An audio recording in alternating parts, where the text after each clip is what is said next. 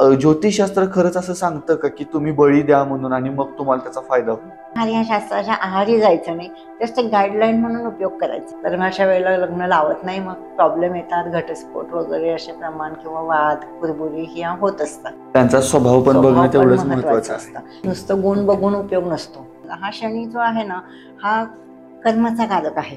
तर जसं कर्म करेल त्याप्रमाणे ह्या वर्षात फळ देणारं असं शास्त्र. आपल्या हातावरच्या रेषा ह्या बदलत असतात. म्हणजे तुमची विल पॉवर ही तुमच्या हातात असते. आपला हात जगन्नाथ म्हणतो ना, प्रत्येक हातामध्ये सगळे ग्रह सामावलेले आहेत. काय भविष्य बघायचं, ज्यांच्या हात नसतात त्यांचंही भविष्य असतं. वाईट ग्रहाची असेल अंतर्दशा तर त्याच्यात थोडेसे खोटे आरोप येणं, बदनामी किंवा संकटांना सामोरं जावं लागणं असे प्रकार पण होतात.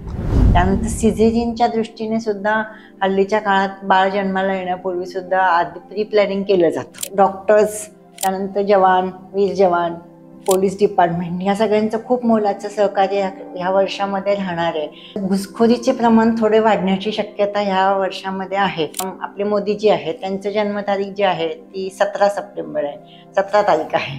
तर त्यांना 8 अंकाचा त्याचा फायदा होणार. म्हणजे एक हाती सत्ता म्हणतो आपण. दररोज जी लोक पेपर वाचतात ना, त्यांचं एका कॉलमकडे लक्ष तरी जातच. वाचतील नाही वाचतील हा नंतरचा मुद्दा आहे, पण आज राशी भविष्य काय आहे याकडे लक्ष तरी जातच. आणि नवीन वर्ष नुकतंच सुरू होतंय, तर या नवीन वर्षांमध्ये आपण आपली ध्येय, आपले गोल्स हे ठरवलेत, ते साध्य कसे करायचे यासाठी प्लॅन पण ठरवलाय. पण कधी कधी 1% नशिबाची साथ आपल्याला आवश्यक असते. आणि म्हणूनच आपल्या आजच्या या नव्या कोऱ्या पॉडकास्टमध्ये आपण ज्योतिषी विशारद सौ अनामिका मालपुरे मॅडम यांना इन्व्हाइट केलेलं आहे. तर मंडळी, जाणून घेऊयात आपल्या आजच्या नव्या पॉडकास्टमध्ये 2024 हे वर्ष कसं असणार आहे. मॅडम, तुमचं पॉडकास्टमध्ये खूप खूप स्वागत. हो, धन्यवाद. येस. सो आपण पॉडकास्टला सुरुवात करूयात. आणि मुळात पहिल्यांदा काय होतं की नवीन वर्ष सुरू झालं तर लोकांचं खूप ठरलेलं असतं की या वर्षात मला काहीतरी करायचंय, या वर्षात माझं हे ध्येय आहे, माझं हे गोल आहे आणि ते मला अचीव्ह करायचंय. आणि ज्यावेळी वर्ष सरते शेवटी येतं त्यावेळी ज्यावेळी आपण जमा खर्च मांडतो त्यावेळी लक्षात येतं की अरे बऱ्याच गोष्टी सुटल्या, बऱ्याच गोष्टी झाल्याच नाही आणि कदाचित मग माझं हेच चुकलं असेल का किंवा योगच नव्हता, असे काहीतरी विचार डोक्यात यायला सुरुवात होतात. म्हणून मला सुरुवातीलाच हा प्रश्न विचारायचा आहे की इन जनरल आपण ज्योतिषशास्त्र ज्यावेळी म्हणतो तर त्यावेळी ज्योतिषशास्त्रामध्ये एक भविष्याचा कानोसा किंवा अंदाज लावणारं शास्त्र असं आपण म्हणू शकतो. तर मग त्याकडे बघितल्यानंतर 2024 हे वर्ष इन जनरल कसं असेल, काय वाटतं तुम्हाला? सगळ्यात पहिलं म्हणजे ह्या नवीन वर्षाच्या सगळ्यांना शुभेच्छा. हे नवीन वर्ष जे आहे ना, तर हे वर्ष नवीन नियमांची अंमलबजावणी करणार आहे. नवीन नवीन नियम सरकार नवीन नियमांची अंमलबजावणी करेल. त्यानंतर स्वच्छतेकडे याचा कल राहील. स्वच्छता, टापटीप, नीटनेटकेपणाकडे कल राहील. त्यानंतर घुसखोरीचे प्रमाण थोडे वाढण्याची शक्यता ह्या वर्षामध्ये आहे. शेजारी राष्ट्र थोडे विरोध करण्याची शक्यता जास्त दाखवते. त्यानंतर अजून म्हणजे जे शास्त्रज्ञ वगैरे आहेत, संशोधक आहेत, त्यांना हे वर्ष खूप चांगलं आहे. नवीन नवीन संशोधन होण्याची शक्यता आहे. त्यानंतर अजून जे काही काय म्हणतात दंगे वगैरे किंवा जाळपोळ हे प्रकार थोडेसे वाढण्याची शक्यता आहे. हिंसा थोडी वाढण्याची शक्यता आहे. अजून जे काही आहे ते म्हणजे स्टुडंट वगैरे यांना हे वर्ष खूप चांगलं आहे स्टुडंटला. आणि जे काही आहे ते म्हणजे राजकीय नेते जे आहेत, राजकीय नेत्यांना हे वर्ष खूप चांगलं आहे. त्याचं कारण असं आहे की हे शनीच्या अंमलाखाली असलेलं वर्ष आहे. 8 अंक हा शनीच्या अंमलाखाली आहे. त्यामुळे 8 जे आहे ते डबल 0 एकमेकांना हे झालेलं आहे. त्यामुळे याचं जे आहे तर ते भारी असं म्हटलं जातं. डबल 0 असेल तर 8 अंक असेल तर भारी. हा शनी जो आहे ना, हा कर्माचा कारक आहे. तर जसं कर्म करेल त्याप्रमाणे ह्या वर्षात फळ देणारं असं शास्त्र, असं हे वर्ष आहे. तुम्ही चांगलं कर्म केलं असेल तर त्याचं फळ हे चांगलं मिळणार. तर जे कोणी वाईट कर्म करतात त्यांना या वर्षामध्ये कितीही चांगली ग्रहस्थिती असली तरी त्यांना कर्माप्रमाणे फळ देणारा हा शनी आहे. आणि ह्या वर्षामध्ये पावसाचं जर बघितलं तर पाऊस हा मुबलक प्रमाणामध्ये आहे. 10 जून नंतर थोडा उशिरा पाऊस सुरू होईल. 10 जून नंतर पाऊस सुरू होईल. 22 जून नंतर सगळीकडे आहे. शेतकऱ्यांना दिलासा देणारं हे वर्ष आहे. आणि जे भूकंप थोडंसं काही ठिकाणी थोडे सौम्य झटके बसण्याची शक्यता आहे, काही ठिकाणी ज्वालामुखीचा उद्रेक होण्याची शक्यता आहे. पण गुजरात, राजस्थान, कर्नाटक या भागामध्ये थोडंसं काय म्हणतात ना, दुष्काळाचं थोडंसं राहणार आहे, परंतु शेजारी राष्ट्र वगैरे मदत करतील, त्यामुळे एवढा त्याचा तीव्रता ही ओके. कमी जाणवेल असं. म्हणजे तुम्ही म्हणता म्हणता मला आठवलं की शेजारील राष्ट्र थोडासा त्रास देऊ शकतात. हो, त्रास देऊ आणि आपण रेकॉर्ड करताना काल परवाची बातमी आहे की मालदीवजनं थोडंसं आपल्या पंतप्रधानांवरती टिप्पणी केलेली होती आणि त्यामुळे आपल्या लोकांनी मालदीववरती बहिष्कार टाकायचा इथपर्यंत ही गोष्ट गेलेली आहे. त्यामुळं म्हणजे सुरुवात झाली असं म्हणायला काय हरकत नाही. आणि अजून म्हणजे सेवाभावी वृत्ती वाढेल, कारण हा शनी हा सेवेचा कारक आहे. सेवाभावी वृत्ती याच्यामध्ये वाढेल. डॉक्टर्स, त्यानंतर जवान, वीर जवान, पोलीस डिपार्टमेंट या सगळ्यांचं खूप मोलाचं सहकार्य ह्या वर्षामध्ये राहणार आहे. याचं कारण असं आहे की थोडं साथीचे रोग, डोळ्यांची साथ येण्याची शक्यता जास्त दाखवते आणि सुरुवातीच्या काळामध्ये थोडं साथीचे आजार होण्याची. कोणत्या काळामध्ये साधारणतः मार्च एप्रिलच्या आसपास थोडा हा साथीचा आजार होण्याची शक्यता आहे, परंतु लोकांची प्रतिकारक क्षमता वाढल्यामुळे आणि नवीन नवीन संशोधन होत असल्यामुळे ह्याचा त्रास तीव्रता थोडी कमी जाणवेल. लोकांची मनस्थिती जी आहे ना ही पॉवरफुल असल्यामुळे ह्याचा त्रास एवढा जाणवणार नाही. म्हणजे आता आपण कोरोना सहन करून पुढे आलोय, त्यामुळे कोणतं येईल ते त्याच्यापेक्षा लहानच असेल असं काहीतरी, काय फार मोठं नाही. Okay okay. आता निवडणुका पण यायला लागल्यात, म्हणजे राज्याच्या पण निवडणुका होतील, देशाच्या पण निवडणुका होतील. मग त्याच्या अनुषंगानं काय आपलं भविष्य सांगू शकते का? हो, यामध्ये ज्यांचा अंक 8 आहे त्यांना ह्याचा बेनिफिट जास्त चांगला मिळेल. राजकीय सत्ताधारींना ज्यांचा अंक 8 आहे म्हणजे समजा आता आपले मोदी जी आहे त्यांचं जन्मतारीख जी आहे ती 17 सप्टेंबर आहे, 17 तारीख आहे, तर त्यांना 8 अंकाचा त्याचा फायदा होणार. सेवाभावी वृत्ती ज्यांची आहे ना, किंवा ज्यांनी आतापर्यंत चांगली कर्म केलेली आहे त्यांना ह्याचा फायदा चांगला होईल. जनतेला समजेल आपण कशा पद्धतीने कोणाला मतदान करायचं, कोण कॅपेबल आहे. पण ह्याच्यामध्ये काही प्रेडिक्शन आहे का की बाबा इंडिया आघाडी जिंकेल किंवा बीजेपी अलायन्स जिंकेल, असं काही प्रेडिक्शन आहे का? हो, बीजेपीची शक्यता ही जास्त आहे.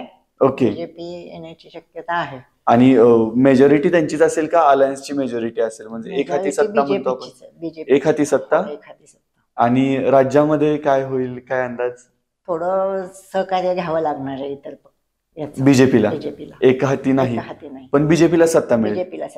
ओके. आता आपण सुरुवात केल्यापासून 8 अंक ह्याच्याबद्दल थोडस जास्तच बोलतोय, म्हणजे 2024 ची बेरीज सुद्धा 8 होती. आणि तुम्ही पण म्हणताय की मोदींजींचा जो जन्म तारीख आहे ती त्याची बेरीज 8 होती. तर 8 अंक आणि शनी आणि परत कर्माचा कारक ह्या ज्या गोष्टी आहेत ह्या थोड्याशा एक्सप्लेन करून सांगाल का? कसं आहे माहितीये का, 8 अंक जो आहे ना हा शनीच्या स्वामित्वाखाली येतो. प्रत्येकाचे जे आहे, प्रत्येक प्रत्येक वर्ष जे आहे 1 अंक, 2 अंक, 3 अंक हे प्रत्येकाचं स्वामित्व आहे. तसं 8 अंक जे आहे तर ते 8 अंक शनीच्या अंमलाखाली आहे. शनी गाजावाजा न करता काम करतो. ओके. एकदम जगापुढे जेव्हा ते कार्य येतं त्यावेळेला ते सुखद धक्का देतं. बरोबर, असं होतं. तसं काहीसं या वर्षामध्ये होणार आहे. आणि सेवाभावी वृत्ती तर मगाशी सांगितल्याप्रमाणे हे होणार आहे. अंधश्रद्धा जी आहे ना त्या अंधश्रद्धा दूर करण्याच्या दृष्टीने स्वयंसेवी संस्था याच्यामध्ये कार्यरत होणार आहे ह्या वर्षामध्ये. सगळे लोकांना माहिती देणं आणि शहाणं करणं, माहिती देणं, ज्ञान देणं, त्याच्यामुळे अंधश्रद्धा खूप प्रमाणामध्ये कमी होईल. बहुतेक ज्योतिषी लोकांनी ह्याच्यामध्ये सहभाग घेतील अंधश्रद्धा दूर करण्याच्या दृष्टीने, असं हे शास्त्र आहे. या शास्त्रामधून आणखीन एक गोष्ट होती की म्हणजे आपण प्रेडिक्ट करत असतो त्यावेळी मी पण आतापर्यंत 3-4 ज्योतिषी लोकांना भेटलेलो आहे, आपली पण चर्चा झाली आणि त्यावेळी तुम्ही पण सांगताना सांगितलं की 2025 साली हे होईल, 2026 साली हे होईल किंवा 2030 साली एखादी घटना घडू शकेल.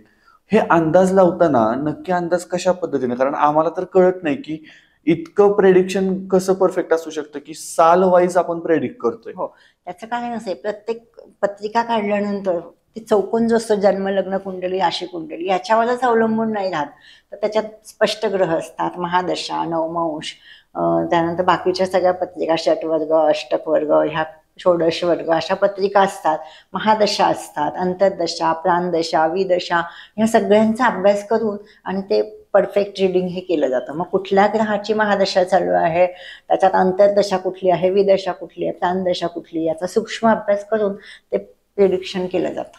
हे अंतर्दशा, सूक्ष्मदशा आणि प्राणदशा, प्राणदशा, विदशा, ह्या दशा म्हणजे ते त्याच्यावर गणित असतं, कॅल्क्युलेशन करायला लागतं. तर ते म्हणजे अगदी सूक्ष्मातल्या सूक्ष्म म्हणजे प्राणदशा, म्हणजे मग ते अगदी ते दिवसापर्यंत त्याचं दिवस सुद्धा प्रेडिक्ट दिवस होतो. सुद्धा प्रेडिक्ट करू शकतो. अरे बापरे. हो.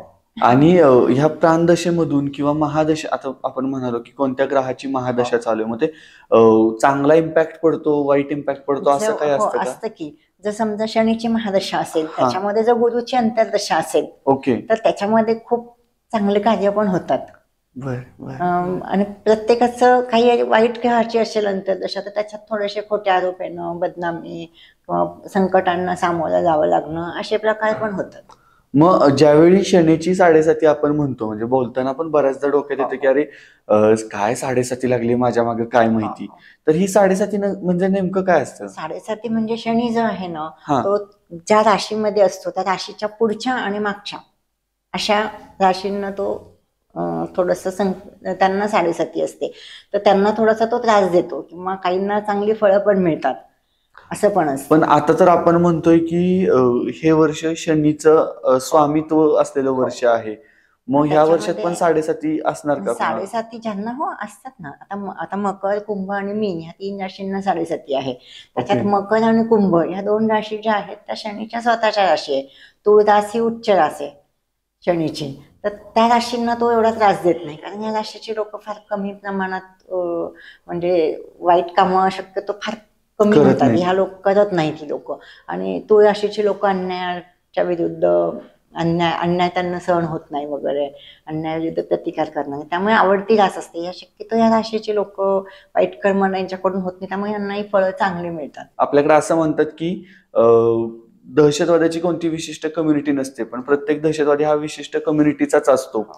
तसं जर आपण वाईट काम करणारी लोक बघितली तर मग त्यांच्यामध्ये आपण असं म्हणू शकतो का की बाबा ठराविक एक राशीचेच लोक आहेत की जे त्याच्यामध्ये आहेत? राशीच्या लोकांमध्ये हे असतं, पण त्यांच्यामध्ये त्यांची जे पत्रिकेमध्ये जे ग्रह असतात, शत्रू ग्रह आहे, मित्र ग्रह आहे किंवा बिघडलेले ग्रह आहे, चंद्र बिघडलेला असतो, अशा परिस्थितीमध्ये किंवा चंद्र हा पापग्रहांनी बिघडलेला असतो, त्यामुळे ती व्यक्ती तसं कर्म करत असते. मग ती तुळ राशीची असो, कुंभ राशीची असो, नाही तर मकर राशीची असो, चंद्रावरती, गुरुवरती हे सगळं अवलंबून असते. गुरु जर पॉवरफुल असेल तर चांगली कर्म घडतात, थोडंसं गुरु बिघडलेला असला तरी पण थोडेसे प्रॉब्लेम हे. इथून पुढे कुणाचं काही बिघडलं तर आपल्याला म्हणायला हरकत नाही तुझा गुरु बिघडलाय बहुतेक. चंद्र बिघडलाय, गुरु बिघडलाय. ओके. आणि चंद्राच्या स्थितीचा खरंच आपल्यावरती परिणाम होतो का? होतो. आता भरती ओहोटी चंद्रावरच अवलंबून आहे. हो हो हो. त्यामुळे त्याचा आपल्या मानसिक स्थितीवर पण, चंद्र हा मनाचा कारक आहे, त्यामुळे मानसिक स्थिती जर बिघडली तर चंद्र बिघडला हे आपण ठामपणे सांगू शकतो. मग पौर्णिमा, अमावस्या ह्या दिवशी साधारण राशी वाईज मूड बदलतात की इन जनरल मूड बदलतात? सगळ्यांचेच मूड बदलतात. ओके. फ्लक्च्युएशन्स जास्त असतात. त्याच्यातही जर जी व्यक्ती जप नामस्मरण करत असेल ती व्यक्तीचा मनावरती कंट्रोल असतो, त्यामुळे ती व्यक्ती छानपैकी वाहून जात नाही, हँडल करू शकते, प्रत्येक परिस्थितीला सामोरं जाऊ शकते. ओके. ज्योतिषशास्त्राप्रमाणे म्हणजे आणखीन एक शास्त्र आहे, त्याच्यात तळहाताच्या रेषा बघून ते सगळं सांगतात, प्रेडिक्ट करतात. ते कसं काय प्रेडिक्ट करतात? तळहाताच्या रेषा आपल्याकडे असं आहे, कराग्रे वसते लक्ष्मी करमध्ये सरस्वती, करमूले तू गोविंद हा प्रभाते कर दर्शनम, असा एक श्लोक आहे पूर्वीपासून. तर ह्याच्यामध्ये आपल्या हाताच्या ज्या रेषा आहेत, ह्या हाताच्या रेषा ज्या आहेत ह्या सगळ्यात महत्वाचं म्हणजे ही जी आहे ही आयुष्य रेषा असते, जीवनरेखा म्हटली जाते. या जीवनरेषेवरती कालनिर्णय असतो, इथून 10, 20, 30 असे हे कालनिर्णय दिलेले असतात, त्याप्रमाणे प्रिडिक्शन केलं जातं. आता ही सगळ्यांच्या याच्यावर बळबजीशी मोठीच असते, मग ते प्रिडिक्ट कसं केलं जातं आणि ती मोठीच असते. मग हे 100 वर्षापर्यंतचं आयुष्य असतं इथून, परंतु त्याच्यावर काही जरी डॉट्स असले किंवा रेषा असल्या, ब्रेक झालेली असली तर तितकं आयुष्य त्यांचं असतं, किंवा त्या वर्षी त्यांना प्रॉब्लेम येऊ शकतात. काहींचे अपघात होतात, काहींना प्रॉब्लेम येतात. त्यानंतर ही रेषा जर जीवनरेखा जर अशी थोडीशी 2 ह्याच्यात झाली तर ते विदेश गमन असं दाखवतं. विदेशाच्या दृष्टीने त्या व्यक्ती स्थायिक होण्याची शक्यता ही जास्त असते, विदेश गमन वगैरे होतं. त्यानंतर ही जी आहे ही मस्तक रेषा आहे, ही मस्तक रेषा जी आहे, ही रेषा जर मध्ये ब्रेन लाईन म्हटलं जातं. ही ब्रेन लाईन जर मध्ये ब्रेकअप झाली तर त्या व्यक्तीला मानसिक आजार वगैरे असू शकतो, किंवा काही प्रॉब्लेम असू शकतात, ब्रेनचे काही आजार असू शकतात. किंवा जी एकदम छान असेल ती लाईन तर ती व्यक्ती खूप बुद्धिमान आणि स्मरणशक्ती चांगली वगैरे असते. त्याच्यावर जर लाईन असतील तर थोडस स्मरणशक्तीला प्रॉब्लेम असू शकतो. आणि ही मस्तक रेषा आणि आयुष्य रेषा, जीवन रेषा ह्या जर एकमेकांना अशा जोडल्या गेलेल्या असतील तर अशी व्यक्ती ही खूप चांगल्या ह्याची असते, तिच्याकडे लिडिंग पॉवर असते, विल पॉवर जास्त असते, आणि अशी व्यक्ती ही सगळ्यांची सांभाळून घेते. सगळ्यांचा विचार विनिमय करून आणि ती हे करते, आपला निर्णय घेत असते. आणि हीच लाईन जर थोडीशी लांब असली तर अशी हे दोन रेषा जर एकमेकांना जोडलेल्या नसतील तर अशा परिस्थितीमध्ये ती व्यक्ती स्वतंत्र विचार करणारी असते, कोणाचं ऐकणारी नसते. त्यानंतर ही जी आहे ही हृदय रेषा आहे. ही हृदय रेषा ही जी आहे तर ही अंतःकरण रेषा आहे. इमोशन्स याच्याशी जास्त रिलेटेड असतात. म्हणजे त्यातून काय कळतं? इमोशन मध्ये ही व्यक्ती भावनिकरित्या कशी आहे, ही जर गुरु उंचवट्याकडे, प्रत्येकाचे गुरु उंचवटे वगैरे असे, शनी रवी असे उंचवटे आहेत, ती जर गुरु उंचवट्याकडे असेल तर ही व्यक्ती खूप लॉयल असते, विश्वास ठेवण्यासाठी पात्र असते. अशा त्याच्यावर जर क्रॉस असेल तर ती व्यक्ती अविश्वासू असते. अशा पद्धतीचं थोडं प्रिडिक्शन केलं जातं. आणि ही जर हृदय रेषा जर त्याच्यावर अशी गुरु उंचवट्यावर असे जर लाईन असतील तर ते प्रेमविवाहाचं प्रतीक असतं. किंवा शुक्र उंचवट्यावर जर अशा उभ्या लाईन असतील तर ते प्रेमविवाहाचं प्रतीक असतं. म्हणजे प्रेमविवाह अशा व्यक्तींचा होतो, होण्याची संभावना जास्त असते. त्यानंतर इथे इथे ज्या असतात, ह्या विवाह रेषा असतात, याच्यामध्ये इथे टाइम कालावधी हा जो आहे हा 50 वर्षाचा असतो एवढ्या भागातला. तर हा इथे जर लाईन असेल मध्यभागी तर ह्या ठिकाणी 25 वर्ष, 25-26च्या आसपास त्याचं लग्न होतं त्या व्यक्तीचा. हा कालावधी असा काढला जातो. त्याच्या उभ्या लाईन असल्या तर इथे संतती रेषा असं समजलं जातं. किती संतती आहे, मुलगा मुलगी, की हे समजतं. मोठी लाईन असेल तर मुलगा असतो, छोटी लाईन असेल तर मुलगी असते. हे अर्थात ते पत्रिका आणि याचा सगळा अभ्यास करून सांगायला लागतो. प्रत्येक हातामध्ये सगळे ग्रह सामावलेले आहेत. म्हणजे इथे गुरु उंचवटा आहे, हा जो आहे हा शनी उंचवटा आहे, इथे हा रवीचा आहे, हा बुधाचा आहे, हा जो आहे हा शुक्राचा आहे, हा चंद्राचा आहे, इथे मध्यभागी राहू आहे आणि इथे केतू आहे. हे सगळे ग्रह याच्यामध्ये हातामध्ये सामावलेले. मग त्याप्रमाणे आपण कालनिर्णयाप्रमाणे ते सगळं क्रेडिट करू शकतो. अंगठ्याचं सांगितलं तर अंगठा हा जर असा असेल तर ही व्यक्ती ऍडजस्टेबल असते. असा वाकलेला असा असेल तर ऍडजस्टेबल असते. त्याच्यावर जर यव चिन्ह असेल तर अशी व्यक्ती ही खूप समजूतदार आणि प्रगती वगैरे करणारी अशी असते. नखांचं पण असतं. नखांची ठेवा म्हणजे नखांवरती जर असं ती नख कशी असतात, खूप लालसर असतील किंवा गुलाबी रंगाची असते अशी व्यक्ती सुखवस्तू असते. किंवा खूप जण निस्तेज असतील असे, मलूल झाले तर त्याच्यामध्ये काहीतरी प्रॉब्लेम आहे, थोडस अॅनिमिया वगैरे असण्याची शक्यता जास्त दाखवते. डॉक्टर लोक हात बघतात, ते नख बघतात. आता बऱ्याचदा तुमच्याकडे जी लोक येतात सल्ला घेण्यासाठी, त्यामध्ये नेमकं कोणत्या स्वरूपाचे लोक, म्हणजे काय सल्ला घ्यायला येतात लोक, की त्यांना काय हवं असतं? सगळ्याच प्रकारची लोक. प्रत्येक व्यक्ती अशी असते की ती जरी श्रीमंत असली तरी त्यांना असं वाटतं अजून पैसा पाहिजे किंवा तो पैशाचा विनियोग कसा करायचा. अशा पद्धतीचं पण थोडस त्यांना. काही गरीब लोक असतात की आहे ह्या परिस्थितीमध्ये अजून थोडस आम्ही, काहींना घराचं पण असतं, घर कधी होईल. मध्यमवर्गीय पण येतात, श्रीमंत पण येतात, गरीब पण येतात. त्यांना असं वाटतं की आपल्याला आहे ह्या परिस्थितीतून, कोणाला सर्व्हिसचं असतं, कोणाला व्यवसायाच्या दृष्टीने असतं, व्यवसाय कसा करायचा, करिअर गायडन्सच्या दृष्टीने स्टुडंट येतात, कुठल्या पद्धतीने करिअर आपण निवडू शकतो. ते ग्रहांवरून हे सगळं समजलं जातं. कोणाला आजार असतील त्या आजारासाठी मग म्हणतो हा त्रास कधी संपेल, मग अशा वेळेला आम्ही सांगतो आम्ही हे सांगतोच आहे, परंतु तुम्ही डॉक्टरांचा सल्ला घ्या.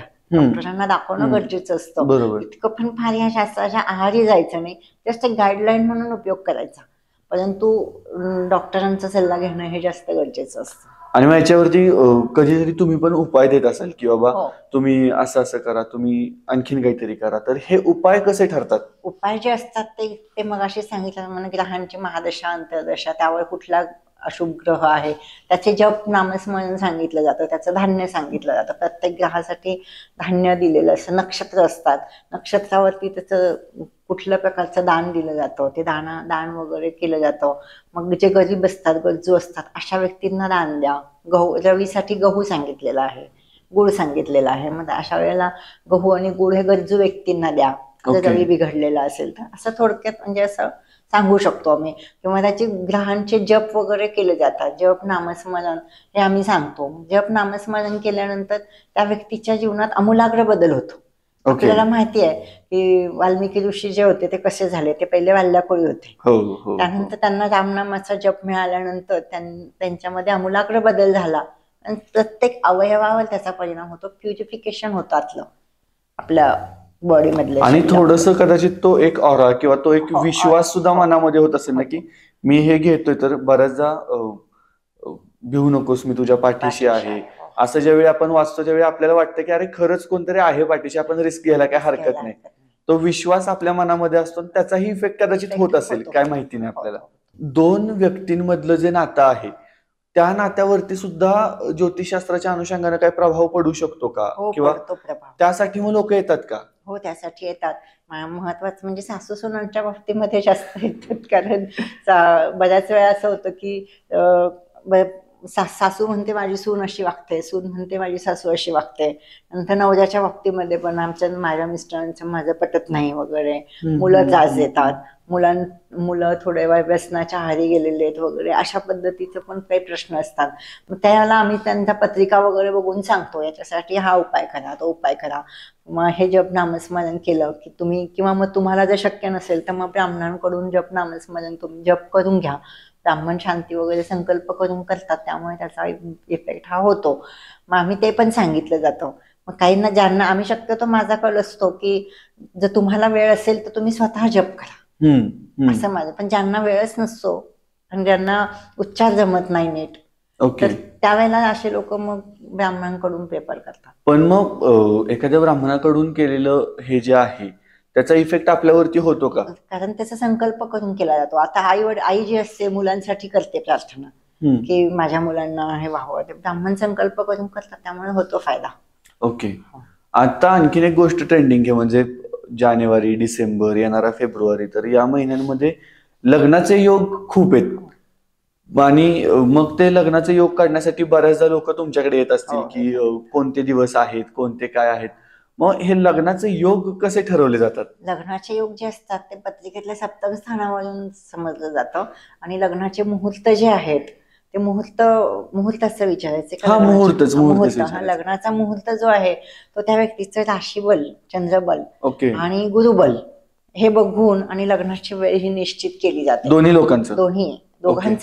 दोघांचंही ते निश्चित केलं जातं. कारण पत्रिका जुळवताना दोघांच्या सगळं व्यवस्थित गुण राशी सगळं मिळून आणि ते पत्रिका जुळवल्या जातात आणि त्यावरून मग ती लग्नाची वेळ ही ठरवली जाते. पण बऱ्याच वेळा काय होतं, लग्नाच्या वेळेला लग्न लावत नाही, मग प्रॉब्लेम येतात, घटस्फोट वगैरे असे प्रमाण किंवा वाद, कुरबुरी ह्या होत असतात. त्यामुळे लग्न वेळेवर लागणं हे महत्वाचं आहे. पण लग्न वेळेवर लागण्याआधी एक तुम्ही बोलता बोलता म्हणालात की पत्रिका जुळवतो. ही पत्रिका जुळवणं म्हणजे काय असतं? पत्रिका जुळवणं म्हणजे त्याच्यामध्ये पत्रिकेमध्ये 12 स्थानं असतात. त्याच्यामध्ये लग्नस्थान जे असतं त्याच्यामध्ये व्यक्तीचा स्वभाव कसा आहे ते कळतं, संतती स्थान कसं आहे, वैवाहिक दृष्टीने ते घटस्फोटाची तर पत्रिका नाही आहे ना, मग ते सगळं बघून दोघांच्याही पत्रिका मॅच केल्या जातात. आणि त्यावरून हे सगळं ठरवलं जातं. आता हल्लीच्या काळामध्ये तर मुलाच्या घरच्या व्यक्ती कशा असतील ते पण पत्रिकेत समजलं जातं, मुलीच्या घरच्या व्यक्ती कशा असतील तेही समजलं जातं. आणि त्या दोघी फॅमिली, काही वेळेला असे पण प्रकार आता हल्लीच्या काळात होत आहे, म्हणजे पती पत्नीवरच नाही अवलंबून, तर घरचे पण त्याच्यावर इफेक्ट करतात. बरोबर. घरच्यांच्या ह्याच्यामध्ये ते पण कसं आहे ते पण सगळं समजलं जातं पत्रिकेवरून. आणि ह्याच्यामध्ये एकूण किती गुण असतात? म्हणजे आपण म्हणतो 36 गुण असतात आणि 18च्या पुढे 36च्या आत कितीही ते गुण मेलन बघितलं जातं. पण त्याच्यापेक्षा सुद्धा पत्रिका मेलन महत्वाचं. अगदी 15 गुण असले आणि जर पत्रिका चांगली असली, स्वभाव चांगले असले एकमेकांशी, किंवा शारीरिक वगैरे त्यांची समर्थता, प्रकृती त्यांची कशी आहे ते ठरवून आणि मग निर्णय दिला जातो. ओके. नुसतं गुण बघून उपयोग नसतो. त्यांचा स्वभाव पण स्वभाव बघणं पण तेवढंच महत्वाचं महत्वाचं आहे. असतं. काही वेळेला 36 गुण असले आणि स्वभाव जर खूप चिडका आणि रागीट असेल आणि मुलगी ते त्याच्यातली समजूतदार नसेल, तर मग ते 36 गुण असले तरी टोकाला जातात. आता ह्या सगळ्यामध्ये आणखीन एक महत्वाचा प्रश्न मला तुम्हाला विचारायचा आहे, तो म्हणजे मला जिज्ञासा आहे म्हणून मी तुमच्याकडे आलो, माझी पत्रिका दाखवली किंवा हात दाखवला आणि तुम्ही मला सगळं सांगितलं की माधव तुझं असं असं होईल, तुझं ह्या वर्षी हे होईल, या वर्षी हे होईल, आणि मग मी घरी जाऊन निवांत बसलो की आता माझं होणार आहे ना, पत्रिकेत तर सांगितलंय असं की हे नसतं. होईल. तुमचे प्रयत्न पण त्याप्रमाणे बघायला लागतात. प्रयत्न महत्वाचे आहेत की प्रयत्न ओके. आणि नशीब, ग्रह, लक याचं सगळं मेळ घालून मिळलं पाहिजे ते एकत्र. मिळालं पाहिजे. तुम्ही तर काहीच नाही केलं, मुलाला सांगितलं उद्या परीक्षेत अभ्यास तुला चांगला जाणार आहे पेपर, त्याने नाही अभ्यास केला तर कसं जाणार. बरोबर. त्यामुळे प्रयत्न हे खूप महत्वाचे आणि हे सगळ्यात महत्वाचं म्हणजे आपल्या हातावरच्या रेषा ह्या बदलत असतात. म्हणजे तुमची विल पॉवर ही तुमच्या हातात असते. आपला हात जगन्नाथ म्हणतो ना, तसं आहे. आणि आपल्या हातामध्ये ही ताकद आहे. म्हणजे काय भविष्य बघायचं, ज्यांच्या हात नसतात त्यांचंही भविष्य असतं की असं थोडीच. मग त्यांचं फेस रिडिंग वरून बघितलं जातं, पायाच्या रेषावरून बघितलं जातं, कुंडलीवरून बघितलं जातं. म्हणजे आपल्या हातावर आपण जे काही करतो ते आपल्या कर्तृत्वावर अवलंबून आहे. त्यामुळे आपण फार याच्या आहारी जायचं नाही. ओके. बाय गाईडलाईन म्हणून उपयोग करायचा फक्त. मगाशी बोलता बोलता आपण म्हणालो की तळ हाताच्या रेषा पण आपलं भविष्य सांगू शकतात. मग ह्या तळ हाताच्या रेषा बघताना आपल्याला 2 हात आहेत, तर मग कोणता बघायचा, उजवा बघायचा की डावा बघायचा? ज्यांचा जो हात ज्या हाताने जे व्यक्ती काम करते, समजा लेफ्टी असेल व्यक्ती, तर ते लेफ्ट हात बघितला जातो. आणि ज्यांचे उजवा हात असतो त्यांचा उजवा हात बघितला जातो. त्यामुळे ते डिफर होतं, प्रत्येक व्यक्ती परत ते डिफर होऊ शकतं ते. Okay okay. आणि आणखीन एक विचारायचं होतं, म्हणजे आपण आता लग्नाचे मुहूर्त बघतो किंवा ठरवतो किंवा लग्न आपलं मुहूर्ताच्या वेळीच लागलं पाहिजे, हे आपलं कसोशीनं प्रयत्न असतो की लागलंच पाहिजे. आणखीन कोणत्या कोणत्या गोष्टी आहेत की ज्यावेळी मुहूर्त खरं तर बघितले जातात किंवा बघायला हवेत असं? आता कसं आहे, ह्या वर्षी सोन्याचे भाव वाढणार आहेत, त्यामुळे आता गर्दी होणार. मॅडम, सोनं जे आहे हे खरेदी करायचंय तर मुहूर्त सांगा, ते चोरीला जायला नको. जे सोनं घेणार ते चांगल्या कामासाठी गहाण पडायला नको सोनं. तर अशा वेळेला आम्हाला चांगला मुहूर्त द्या की आमचं सोनं हे व्यवस्थित आम्हाला उपयोगात येईल, अशा पद्धतीने आम्ही त्याचा यूज करू शकू. असे मुहूर्त सोन्याच्या खरेदीच्या वेळेला पण असतात, प्रॉपर्टी खरेदीच्या वेळेला पण मुहूर्त असतात. आम्ही प्रॉपर्टी खरेदी करणार आहे तर त्या प्रॉपर्टीसाठी पण मुहूर्त काढले जातात की आम्हाला खरेदीची वेळ सांगा. म्हणजे खरेदी करतात त्यावेळेची वेळ सांगितली जाते, किंवा तो दिवस तरी ऍटलिस्ट आमचा चांगला असावा. त्यानंतर सिझेरियनच्या दृष्टीने सुद्धा हल्लीच्या काळात बाळ जन्माला येण्यापूर्वी सुद्धा आधी प्री प्लॅनिंग केलं जातं. हो. आणि तशी पण वेळ काढली जाते. मग ते आम्ही त्या दिवसातल्या सगळ्या पत्रिका म्हणतो आणि त्याच्यातली जी आहे चांगली वेळ ती काढून दिली जाते, त्या पद्धतीने सांगितलं जातं. कारण आता पेपरमध्ये पण यायला लागले की बरेच लोक 22 जानेवारी दिवशी बाळ व्हावं म्हणून प्रयत्न करायला लागले. जरी असलं तसं, परंतु तसंच घडेल बाळ असं पण नाहीये. कारण ते प्रत्येक चौकोनामध्ये जे आहे कुंडलीमध्ये, तर कुठले ग्रह त्याच्यावर पापग्रह वगैरे अफेक्ट करतात. ते लग्न जे कुठल्या प्रकारचं लग्न आहे, मेष आहे, वृषभ आहे, त्याच्यावरती ती व्यक्ती, ते बाळ कसं असेल ते अवलंबून. फक्त दिवसावरती काही नाहीये, दिवसावर काही नाहीये. जन्माला येणारी व्यक्ती त्याचं कुंडली घेऊन जन्माला येणार, बाळ नशीब त्याचं घेऊनच जन्माला. बरोबर आहे. आता यात मला आणखीन एक खूप महत्वाचा प्रश्न विचारायचा आहे आणि तो खरं तर खूप मॅटर पण करतो माझ्यासाठी, की बऱ्याचदा मी बघतो की देवस्थानांच्या इथे असेल किंवा आणखीन कुठे असेल, एखादा माणूस कोणतरी येतो आणि तो सांगतो की तुम्ही बळी दिला पाहिजे कशाचा तरी. बऱ्याचदा तो प्राण्यांचा असतो, कधी कधी तो लहान बाळांचा असतो, संपत्तीसाठी किंवा आणखीन कशासाठी. तर ज्योतिषशास्त्र खरंच असं सांगतं का की तुम्ही बळी द्या म्हणून आणि मग तुम्हाला त्याचा फायदा होईल? नाही, असं ज्योतिषशास्त्र कधीही सांगत नाही, किंवा जे सांगणारे असतील ते चुकीचं करतायत असं कुठलीही. आणि देवी पण अशी कुठलीही नाही की जी आपल्या लेकराचा बळी घेईल. काही प्राणी असो किंवा मानव असो, मानव प्राणी किंवा हे असतं, ते कुठल्याही प्राण्याचा बळी घेत नाही. लोकांच्या ह्या टेंडन्सीतला बळी दिल्यानंतर की ह्याच्यामध्ये आपल्याला प्रसन्न होईल वगैरे, असं कुठलंही बळी देऊन आणि कोणाचं चांगलं होत नसतं. तेव्हा हे टाळलं पाहिजे. अशा अंधश्रद्धा माझ्याकडे पण लोक घेऊन येतात, मॅडम असा बळी दिला तर काय होईल. पण त्याच्यात नारळ हा फार महत्वाचा आहे. लोकांना असं वाटतं आपण बलिदान केलं म्हणजे आपले कामं होतात. नारळ जर आम्ही पूर्वापार ऋषी मुनींनी त्याला एक पर्याय असा सांगितलाय. नारळ जे असतं, नारळाचा आकार जो असतो तर तो डोक्यासारखा असतो. तर हम्म. त्याच्यामध्ये पाणी असतं, खोबरं असतं, म्हणजे मांसासारखं त्याचं हे असतं, प्रतीक असतं ते. ओके नारळ फोडलं तरी पण ती कामं ही मार्गी लागतात. ओके. त्यामुळे ह्याला पर्याय हा एक आहे की नारळ फोडा तुम्ही. हा हा हा तर हा. ह्या अशा हत्या करू नका. हत्या करून कोणाचं काही चांगलं साध्य होत नाही. आणि त्या प्राण्याला का तुम्ही इतकं बरोबर. दोष देतायत? म्हणजे माझं पण म्हणणं तेच असतं की ज्यानं आपली निर्मिती केली त्याला आपला बळी कशासाठी बळी हवा असेल, कशासाठी हवा असतो? कोणतीही गोष्ट ते हवी पण असताना. बरोबर आहे.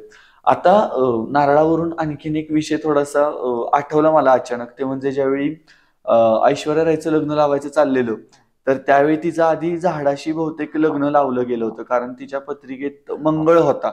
तर ही नक्की गोष्ट काय असते? हे मंगळ म्हणजे पत्रिकेमध्ये 1, 4, 7, 8, 12 या स्थानी जर मंगळ असेल तर ती व्यक्ती मंगळाची समजली जाते.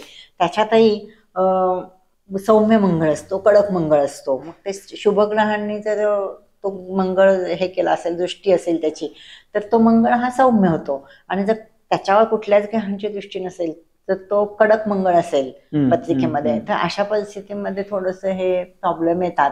आणि सप्तम स्थान बिघडलेलं असेल म्हणजे वैवाहिक दृष्टीचं असतं, तर अशा वेळेला कुंभविवाह किंवा अर्कविवाह, रुईशी लग्न लावलं जातं. जेंट्स असतील त्यांचं रुईशी लग्न लावलं जातं, आणि ज्या स्त्रिया असतील त्यांचं कुंभाबरोबर लग्न लावलं जातं. कुंभ म्हणजे मडक्याचा आकार, ओके डोक्याशी संबंधित असं असतं. किंवा मग असा पण एक पर्याय आहे की ते म्हणजे त्याच व्यक्तीशी डबल लग्न करायचं. ओके म्हणजे मग ते पण 2 लग्नाचे योग हे टळतात. ओके. आता आपण आपल्या या पॉडकास्टच्या खूप इंटरेस्टिंग टप्प्यावरती आलोय की जिथे हे वर्ष 2024 हे वर्ष 12 राशींसाठी कसं असणार आहे हे आपल्याला प्रिडिक्ट करायचंय तुमच्या अभ्यासातून. तर पहिली रास आहे जी मेष आहे. तर या मेष राशीसाठी 2024 हे वर्ष कसं असेल? मेष राशी जी आहे, या मेष राशीच्या बाबतीमध्ये मेष राशीच्या लोकांना हा धनस्थानामध्ये गुरु जातोय मेष राशीच्या व्यक्तींसाठी. तर पैशाचे प्रॉब्लेम, अडकलेले व्यवहार सगळे मार्गी लागणार. क्या बात आहे. पैशाचे सगळे जे प्रॉब्लेम आहेत हे सॉल्व्ह होणार. आणि तसंच कौटुंबिक वातावरण चांगलं राहील. ओके पाहुण्यांची वर्दळ वाढेल, एजा वाढेल. पाहुणे जे असतात किंवा नातेवाईक वगैरे त्यांची येणं जाणं वाढेल या वर्षामध्ये. आणि कोणती एखादी काळजी घ्यायला पाहिजे असं काय आहे का? हा, काळजी म्हणजे आता घशाचे विकार ह्या व्यक्तींना थोडेसे दाखवत आहेत. घशाचे किंवा डोक्याचे विकार असं थोडंसं आहे. डोकं दुखणं, पित्ताचे प्रकार असे थोडेसे ह्या वर्षाच्या लोकांना दाखवतात. स्टुडंटला जे आहे हे वर्ष चांगलं आहे. स्टुडंटच्या दृष्टीने त्यांना त्यांचं वक्तृत्व वगैरे वक्तृत्वाच्या दृष्टीने हे वर्ष त्यांचं चांगलं जाईल. जे अँकरिंग वगैरे करतात त्यांना हे वर्ष चांगलं जाईल. त्यानंतर कारखानदार वगैरे जे आहेत त्यांना हे वर्ष चांगलं आहे. मेष राशीच्या लग्नाचं काही योग आहेत का या वर्षामध्ये? लग्नाचे योग ना, मेष राशीच्या लोकांना ह्या वर्षामध्ये लग्नाचे पत्रिकेप्रमाणे ते सांगायला लागतं कुठलं लग्न हे आहे. परंतु मेष राशीच्या लोकांची यावेळेला लग्न जे रेंगाळलेली असतील ती मार्गी लागतील. म्हणजे बऱ्याच ज्या रेंगाळलेल्या गोष्टी असतील त्या मेष राशीच्या लोकांच्या या वर्षात कामी लागतील असं म्हणायला हरकत नाही. आणि मग वृषभ राशीबद्दल काय सांगता येईल? वृषभ राशी जी आहे ना, तर ह्याच्यामध्ये ज्या कलात्मक दृष्टीने जे लोक आहेत, आर्टिस्ट लोक, त्यांना हे वर्ष खूप चांगलं आहे. म्हणजे वृषभ राशीचे लोक त्यांचे पण ज्यांचे अडकलेले विवाह असतील ते विवाह होतील. ज्यांचे घटस्फोटापर्यंत आलेले असतील ते पॅचअप होण्याचे योग ह्या वर्षात जास्त, गैरसमज दूर होऊन ते पॅचअप होतील अशा पद्धतीचं आहे. स्टुडंटला पण हे वर्ष चांगलं आहे.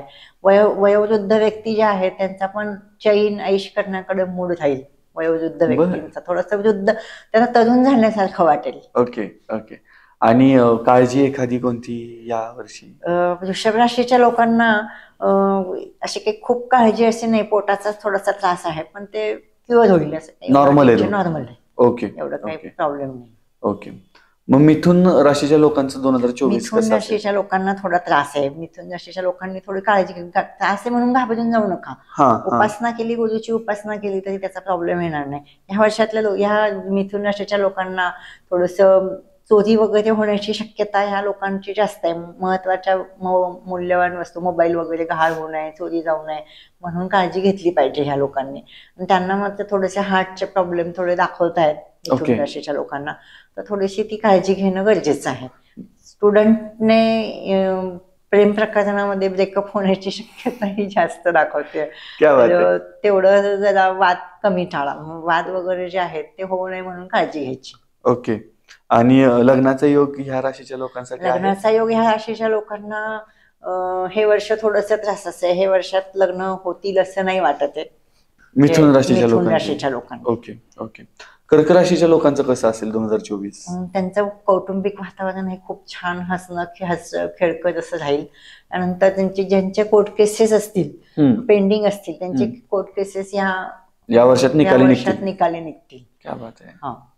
आणि त्यांचं कौटुंबिक स्वास्थ्य वगैरे? कौटुंबिक स्वास्थ्य हे चांगलं राहील. वातावरण वगैरे घरातलं आनंदाच्या बातम्या कळतील त्यांना. क्या बात आहे. आणि छान आहे. आणि एखादा लग्नाचा योग वगैरे आहे का यांचा, का काळजी घ्यायची नाही? काळजी घेण्याची आहे ना. लग्न वगैरे यांचे जमतील, संततीला प्रॉब्लेम नाही येणार. संतती पण त्यांची चांगले उच्च याच्यामध्ये चांगले मार्क्स वगैरे मिळणारी संतती किंवा आज्ञाधारक अशी, किंवा जी संतती बिघडलेली असेल ती सुद्धा याच्याने ह्याच्यामध्ये इतके चांगले ग्रह आहेत की त्यांना आशेचा किरण दिसेल की आपली संतती खूप प्रगती करणारी आहे वगैरे असं. Okay okay. रिअलाइज होईल त्यांना. याच्यानंतर सिंह रास येते, तर मग सिंह राशीच्या लोकांना प्रॉपर्टी घेण्याचे योग जास्त दाखवतात. ओके. प्रॉपर्टी किंवा राजकारणी व्यक्ती असतील त्यांना हे वर्ष चांगलं आहे. राजकारणामध्ये यश मिळण्याची शक्यता आहे, यश मिळेल. आणि त्यानंतर प्रवास भरपूर होतील या लोकांचे, वारंवार प्रवासाचे योग दाखवतात. ओके. आणि एखादं पद किंवा उच्च पद मिळण्याची शक्यता ही जास्त आहे. कन्या राशीच्या लोकांचं कसं असेल 2024? कन्या राशीच्या लोकांना आहे चांगलं. स्वच्छतेकडे यांचा कल राहील. स्वच्छतेकडे म्हणजे स्वच्छता, टापटीप, नीटनेटकेपणा. ह्या राशीच्या व्यक्ती पुढाकार घेऊन आणि आपल्या देशामध्ये किंवा आजूबाजूच्या परिसरामध्ये जे काही उकिरडे आहेत किंवा ज्या काही घाणीचं साम्राज्य आहे तर ते पुढाकार घेऊन ते काढण्याचा प्रयत्न केला जाईल. आणि ह्या राशीच्या लोकांना जे काही आहे वैवाहिक दृष्टीने पण चांगलं आहे. त्यानंतर अंधश्रद्धा दूर करण्यासाठी ह्या व्यक्ती जास्त पुढाकार घेणार आहेत. क्या बात आहे. आणि ह्यांना काळजी घ्यायची का कुठं अंधश्रद्धा दूर करताना? अंधश्रद्धा दूर थोडे खोटे आरोप वगैरे येण्याची शक्यता आहे, पण त्याला ते जुमानणारे नाहीयेत. ही लोक तसे मनाने ठाम असतात. जे ठरवलंय ते करणार. तुळ राशी येते, तर तुळी राशीच्या लोकांचं कसं असेल 24? तुळ राशीच्या लोकांना थोडासा परत प्रॉब्लेम दाखवतोय. तुळ राशीचे लोक जरी शनीच्या याच्या खाली असले तरी सुद्धा त्यांना गुरुचं प्राबल्य नाहीये. ओके. अशा लोकांना तर त्यांना थोडेसे प्रॉब्लेम असे आहेत की त्यांचे पैशाचे व्यवहार अडकले जातील. पैसे फारसे त्यांचे मिळतील असं दाखवत नाही. त्यामुळे यांनी मोठे व्यवहार करताना थोडेसे जपून करायचे, सांभाळून किंवा प्रॉपर्टी वगैरे कागदपत्र नीट बघून घ्यायची, नाही तर फसवणुकीचे प्रकार थोडेसे दाखवतात. ओके. तेवढं जपायचं. आणि स्टुडंटला पण ऐन वेळेला यश येतं, हुलकावणी देतं, असे प्रकार होतात. अशाने गुरुची उपासना केली, गुरुचे जप वगैरे केले तर यांना हे वर्ष चांगलं जाईल. गुरुची उपासना करायचं म्हणजे काय करायचं? गुरुचा जप करायचा. ओके. देवानांच्या ऋषीनांच्या गुरु कांचन सन्निभम बुद्धिभूतम त्रिलोकेशम तम नमामि बृहस्पतीम असा जप करायचा, गुरुचा जप. आणि नाहीतर मग पिवळ्या वस्तू, पिवळा हरभरा डाळ, गूळ हे गरजू व्यक्तीला दान दिलं तरी पण त्याचं चालेल. किंवा प्राण्यांना जे काही असतं, कुत्रा असेल, गाय असेल, यांना गाईला चारा घालायचा, कुत्र्याला चपाती घालायची, हे असे पण छोटे छोटे उपाय करू शकतात. ओके. त्याच्यानंतरची रास येते ती वृश्चिक रास येते, तर मग वृश्चिक राशीच्या लोकांसाठी काय आहे या वर्षामध्ये? वृश्चिक राशीच्या लोकांना जनरली फार असं एवढा प्रॉब्लेम येत नाही, कारण हे पहिलेच तडफदार आणि अशा मनाने खूप खंबीर असतात. त्यामुळे या व्यक्तींना किती जरी असं वाईट वर्ष असलं तरी ते त्याच्यातनं सगळ्या याच्यातनं सही सलामत बाहेर पडतात. कारण एवढं ते कशावर विश्वास पण ठेवत नाही अंधश्रद्धा वगैरेवर. त्यामुळे त्यांना हे वर्ष आहे चांगलंच आहे. त्यांचे पण विवाह वगैरे जुळतील. त्यांना पण परदेश गमन वगैरे होण्याची शक्यता जास्त आहे. आणि मुळात त्यांना फरक नाही पडत. ते म्हणतात आपलं कर्तृत्व आपल्या हातात असतं. ओके. त्यामुळे यांना जास्तीत जास्त पण त्यांच्या कर्मावर भर असतो. चांगलं कर्म करतात ही लोक. त्याच्यामध्ये जे सैनिक असतात, मोस्टली फौजी वगैरे असतात किंवा पोलीस डिपार्टमेंटचे, मोस्टली वृश्चिक राशीच्या, मेष राशीच्या, सिंह राशीच्या अंमलाखाली लोक जास्त प्रमाणात असतात. ओके. त्यामुळे यांना जास्त ते ह्या कर्तृत्वावर भर देणारे आहेत आणि हजर जबाबी असतात. किंवा प्रत्येक ह्याच्यामध्ये स्वतः प्रयत्न करून आणि प्रसंगावधानी वृत्तीने ते वागत असतात. त्यामुळे त्यांचा ह्या शास्त्रावर एवढा विश्वास नसतो. ओके. प्रॅक्टिकल जीवनाचा विचार करणारे असतात ही लोक. त्याच्यानंतर मॅडम मग धनुराशी येते. या धनुराशीच्या लोकांसाठी 2024 मध्ये काय आहे नक्की? धनुराशीला परत म्हणजे आरोग्याच्या तक्रारी थोड्याशा राहण्याची शक्यता आहे. पायाचे प्रॉब्लेम दाखवत आहेत. पायाचे प्रॉब्लेम? पायाचे म्हणजे काही काहींच्या गुडघ्याची वाटी बदलणं, त्यांना पाय दुखणं किंवा फ्रॅक्चर होणं, असे प्रकार थोडेसे दाखवतात धनुराशीच्या लोकांना.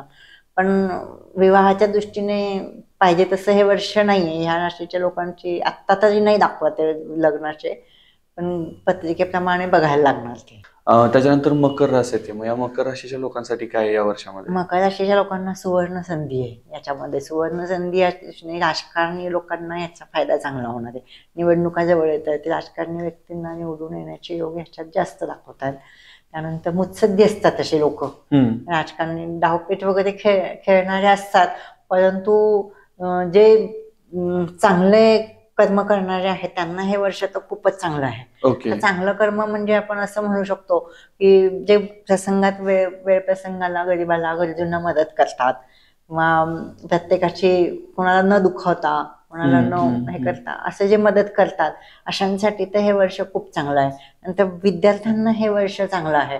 आणि ह्या व्यक्ती विद्यार्थी जे आहेत, अखिल भारतीय संघटना वगैरे असो, अभाविप असो, हे तर ह्या सेवा करण्यासाठी ह्या व्यक्ती मैदानात उतरतील. म्हणजे जे काही देशावरची जे काही संकट येणार आहे अशा अभाविप वगैरे ह्या पुढे कार्यरत राहतील. या बाबतीमध्ये स्वतः पुढाकार घेऊन याच्यामध्ये मदत करतील. कुंभ राशीच्या लोकांसाठी कसं असणार आहे 2024? कुंभ राशीच्या याच्यासाठी हे वर्ष खूप चांगलं आहे.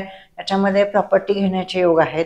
त्यानंतर विवाह पण चांगले जमतील. बांधकाम व्यावसायिकांना हे वर्ष चांगलं आहे. नवीन नवीन बांधकामं खूप चालू राहतील या वर्षामध्ये. आर्किटेक्चर वगैरे असतील त्यांना पण हे वर्ष खूप चांगलं आहे. नवीन नवीन व्यवसाय त्यांना मिळतील. कामं रेंगाळलेली कामं मार्गी लागतील. ओके. ओके. आणि मग आता शेवटची रास राहते ती म्हणजे मीन. तर त्या लोकांसाठी या वर्षात काय? राशी थोडी स्वप्नाळू आहे. स्वप्न बघत असते ही रास.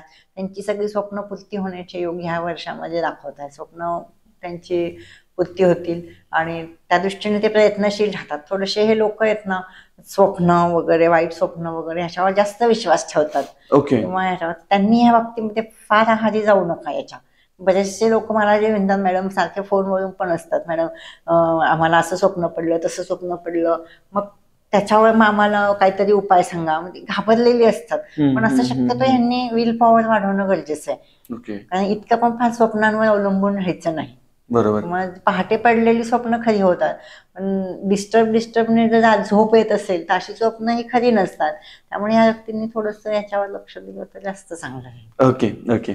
आता मंडळी, आपण हा पॉडकास्ट बघत आहोत आणि याच्यामध्ये ह्या राशी जरी आपलं प्रेडिक्शन करत असल्या तरी एक गोष्ट मॅडमने मागाशी सांगितलेली होती, ती म्हणजे आपला हात जगन्नाथ आहे. आपल्या हातातलं आपलं कर्तृत्व आहे, आपलं नशीब आपल्या हातात आहे आणि आपल्या हाताच्या रेषा सुद्धा बदलत राहतात. त्यामुळे आपलं नशीब बदलायची ताकद सुद्धा आपल्याकडे आहे. ही फक्त एक आउटलाईन आहे की बाबा हे वर्ष असं असू शकतं. आपल्या मनात विल पॉवर असेल तर आपण ते बदलू शकतो. आपल्या हातावरती डिपेंड आहे. तरी मॅडम तुम्ही वेळ दिलात आणि या पॉडकास्टसाठी आलात त्यासाठी तुमचे खूप खूप आभार. थँक्यू. धन्यवाद.